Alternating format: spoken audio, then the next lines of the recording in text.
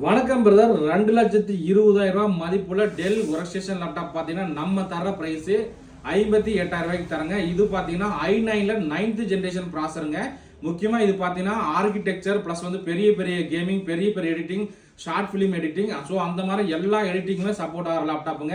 So அதுதான் பார்க்க போகிறோம். ஸோ நண்பர்களுக்கு அந்த லேப்டாப் காட்டிட்டு இருக்காப்ல. ஸோ இது புதுசு ப்ரைஸ் பார்த்தீங்கன்னா நமக்கு 2,20,000 வருது நண்பா.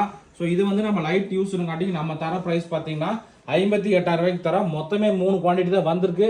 ஸோ நண்பர்கள் வந்து எந்த அளவுக்கு குயிக்காக புக் பண்ண முடியுமோ பண்ணிக்கலாம். Keyboard backlight option, battery backup பார்த்தீங்கன்னா 3 to 4 hours பேட்டரி பேக்கப் நிற்கிங்க. லேப்டாப்போட மாடல் என்னன்னு காட்டுறேன். லேப்டாப்போட மாடல் பார்த்தீங்கன்னா டெல் ப்ரிசிஷன் 5540 மாடலுங்க.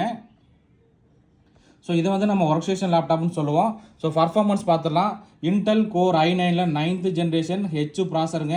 2.3 GHz ஸ்பீடு. கோர் பார்த்தீங்கன்னா நமக்கு 8 கோர் ப்ராசரில் வந்திருக்கு. ரேம் பார்த்தீங்கன்னா DDR4ல 32 GB ரேமுங்க. SSD பார்த்தீங்கன்னா நமக்கு 512 GB NVMe SSDயோட வந்திருக்கு. முக்கியமாக இதில் பார்த்தீங்கன்னா NVIDIA Quadro T2000 graphics card பார்த்தீங்கன்னா 4 GBயோட வந்திருக்கு. ஸோ அதனால் இது வந்து உங்களுக்கு எல்லா எடிட்டிங், பெரிய பெரிய எடிட்டிங், சிவில் சப்போர்ட்டான ஒர்க்கு, ஏஐ, இப்போ லேட்டஸ்ட்டாக வந்து ஏஐ எல்லாத்துக்குமே சப்போர்ட் ஆகிற லேப்டாப் நண்பா. பேட்டரி பேக்கப் பார்த்தீங்கன்னா 3 to 4 hours அந்த மாதிரி நிற்கும். இந்த லேப்டாப்பில் மொத்தம் 3 குவான்டிட்டி தான் இருக்குது. ஸோ நண்பர்கள் வந்து எந்த அளவுக்கு குயிக்காக புக் பண்ண முடியுமோ பண்ணிக்கலாம். இந்த லேப்டாப்போட ப்ரைஸ் நம்ம தரது பார்த்தீங்கன்னா 58,000 ரூபாய்க்கு தரோம். ஓகே நண்பா, தேங்க்யூ.